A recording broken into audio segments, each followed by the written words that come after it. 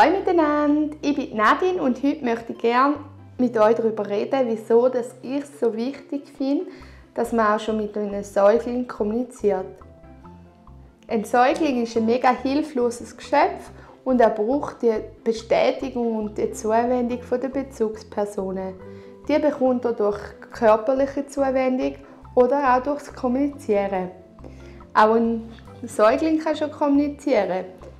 Er kommuniziert nonverbal durch Mimik und Gestik oder auch paraverbal durch Schreien, Brüllen und auch durchs Plappern. Es ist mega wichtig, dass man auf diese Art der Kommunikation vom Säugling auch reagieren tut. Zum Beispiel, wenn er brüllt, dass man auch zu ihm hingeht und sagt, oh, musst du gerade ein bisschen schimpfen, ich glaube, du hast Hunger, komm, wir machen doch einen Job, dann kannst du den nachher trinken, du musst schnell warten, ich mache ihn gerade parat. Ja, dann weiss der Säugling auch, seine Art zu kommunizieren macht auch einen Sinn. Er wird darin bestätigt und probiert weiter aus, wie er kommunizieren kann. Vielleicht merkt er dann auch, wenn die Mami sagt, ich mache einen Job, dann muss ich einfach noch warten, dann muss ich nicht mehr brüllen. Ich habe mein Ziel erreicht und brüllt dann vielleicht auch mit der Zeit weniger. Ein Säugling kann ja noch gar nicht verbal wie wir kommunizieren. Aber da lege ich euch mega ans Herz, dass ihr als Vorbild wirklich eine angemessene Umgangssprache auch schon mit eurem Säugling schwätzen und nicht eine Babysprache oder so.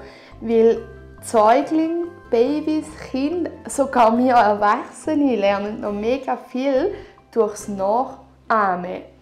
Und das sieht man bei den Kindern schon ganz früh. Eben, wenn die Mami immer Scheiße sagt, dann sagt das Kind dann vielleicht auch öfters mal Scheiße.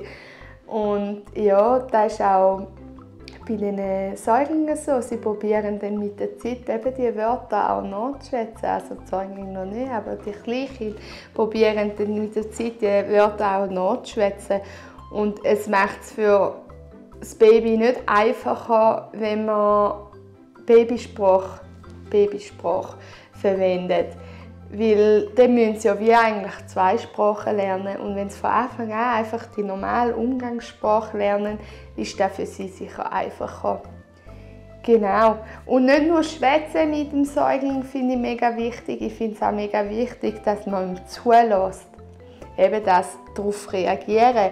Wenn man am Säugling gut, aufmerksam, auch beim Plappern kann zulassen, darauf reagieren, ein bisschen mitplappern, dann kann auch eine Auswirkung haben darauf, dass auch der Säugling Interesse bekommt zum Kommunizieren und mehr plappert und mehr erzählt und so.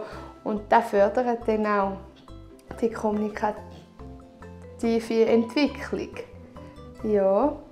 Ja, ich wünsche euch jetzt mega viel Erfolg und Spaß beim Plappern und darauf reagieren von der Kommunikation mit eurem Säugling.